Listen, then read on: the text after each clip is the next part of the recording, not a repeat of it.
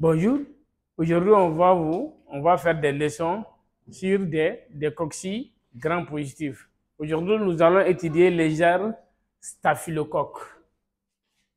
Les genres staphylocoques. On va parler de la morphologie. On dit que les staphylocoques ce sont des coccis gram positifs, regroupés en amont aspect des grappes des raisin. On peut les retrouver en tétrate, on peut les retrouver souvent aussi en diplo. D'accord? Maintenant, leur habitat. Où se trouvent les staphylocoques? Les staphylocoques, ce sont des agents, des bactéries ubiquitaires. Quand on dit le terme ubiquitaire, ça veut dire qu'ils se trouvent partout. Mais le réservoir principal des staphylocoques, même, c'est l'homme. Il se trouve sur les voies nasales, dans la gorge, sur les mains, les fronts.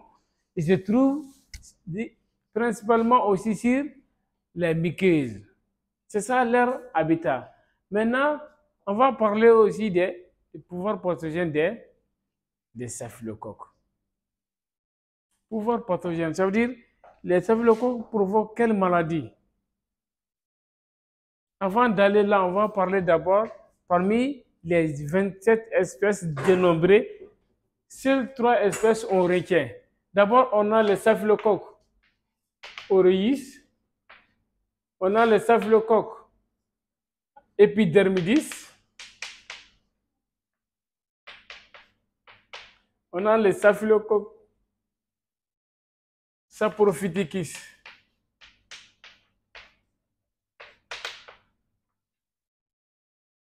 Parmi les 27 espèces dénombrées, vous allez voir, sur les 3, on va les retenir. Alors là, on peut parler de leur pouvoir pathogène. Vous allez voir que les staphylocoques, surtout aureus, on appelle ça agent de suppuration par excellence. Agent de suppuration par excellence. Les staphylocoques provoquent aussi des septicémies. Septicémie qu'on appelle très souvent en jargon médical, ça veut dire une infection généralisée au cours duquel les bactéries pathogènes passent dans le sang. D'accord? Il peut provoquer aussi des ORL, c'est-à-dire des infections de l'ORL.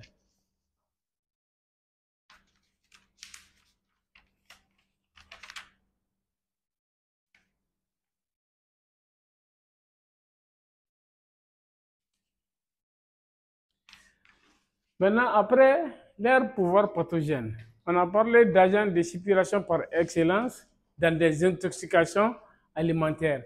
Les genres saprophyticus, souvent on les rencontre même dans les infections urinaires. Maintenant, caractère bactériologique. Les caractères bactériologiques consistent à parler d'abord, de la morphologie. De la morphologie. On dit que ce sont des coccis gram positifs regroupés en amont, aspect des grappes des raisins. On les retrouve souvent en diplo et souvent en forme tétrate. D'accord? Maintenant, les caractères culturaux. Vous allez voir que les staphylocoques cultivent sur des milieux ordinaires, c'est comme la zélose ordinaire, mais de préférence les milieux qui contiennent beaucoup de sélénité, c'est-à-dire le Chapman manité, qui contient aussi du mannitol. Vous allez voir sur les Chapman, sur les milieux Chapman, les staphylocoques aureus vont produire des colonies jaunes dorées qui sont dues à l'acidification du mannitol. Sur ces milieux Chapman, vous allez voir que aureus va produire des colonies jaunes dorées. D'accord? Maintenant, on utilise encore les milieux Baer Parker à l'œuf. Les milieux Baer Parker à l'œuf, les colonies de staphylocoques aureus là-bas, ils vont être noires.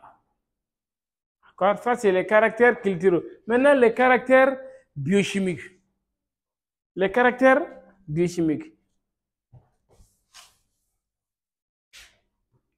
Vous allez voir, le staphylocoque, il a la catalase. La catalase positive et oxydase négative. Les genres staphylocoques ont la catalase positive et une absence d'oxydation. Il faut comprendre là, la catalase constitue des critères de différenciation entre les staphylocoques et les streptocoques. Pour les streptocoques, la catalase, elle est négative. Mais pour les staphylocoques, la catalase, elle est positive. Au niveau de la fermentation du glucose, vous allez voir que il a d'abord les glucoses, le ferment de glucose, les lactoses, les mannitol. Tout est fermenté. D'accord? Maintenant, on va parler des caractères antigéniques. Caractères antigéniques. On a parlé des caractères biochimiques, maintenant on va parler des caractères antigéniques. Quand on demande maintenant caractères antigéniques, ça veut dire les toxines que peut sécréter les staphylocoques. Ça veut dire que les toxines que provoquer on a d'abord les leucocidines. Les leucocidines, vous allez voir, les leucocidines, ce sont des enzymes sécrétées par les staphylocoques qui va détruire les polynucléaires, d'accord, et les cellules macrophagiques. On a, après les leucocidines, les entérotoxines. Les staphylocoques produisent encore des entérotoxines. Après, il y a un enzyme qu'on appelle la coagulase. Il produit la coagulase. Et ici, on va beaucoup insister sur la coagulase. La coagulase libre et la coagulase liée. Cette coagulase constitue un critère de différenciation entre les espèces de staphylocoques. Vous allez voir au niveau de la coagulase, les staphylocoques aureus possèdent la coagulase libre et la coagulase liée. Lorsque vous allez mettre cette coagulase en évidence, la technique consiste d'abord à prélever le plasma du lapin. D'accord? Et vous allez ajouter une colonie pure du germe attesté. Ça veut dire la colonie du staphylocoque. Vous allez mettre dans un tube en hémolyse du plasma de lapin, ajouter une colonie pure et incuber pendant 3 heures. Vous allez voir, cette enzyme qui provoque le staphylocoque aureus est capable de coaguler les plasmas du lapin.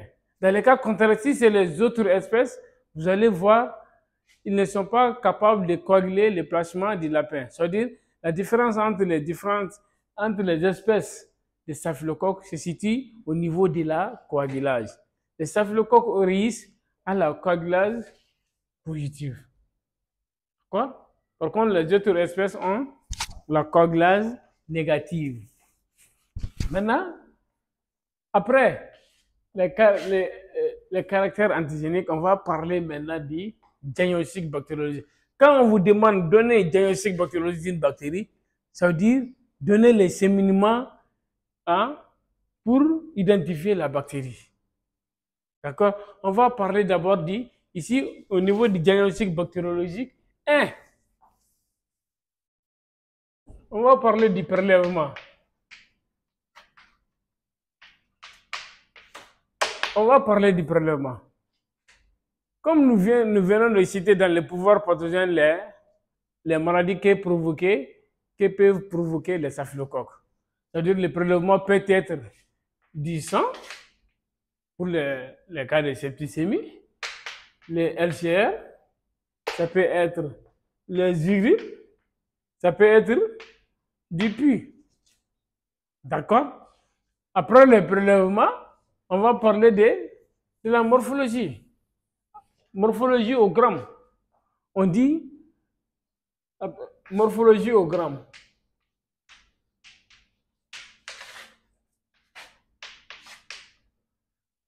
On dit au gramme, il se présente sous forme de cocci gram-positifs regroupés en amont aspect des grappes des raisins. Souvent, ils sont en diplo et souvent en tétrate. D'accord? Maintenant, caractères culturaux. Après les grands, vous allez ensemencer ces produits pathologiques sur des milieux ordinaires. D'accord? La zélose ordinaire, la zélose de Chapman-Manité. Hein? On peut utiliser aussi la zélose au sang frais et la zélose au sang cuit. D'accord?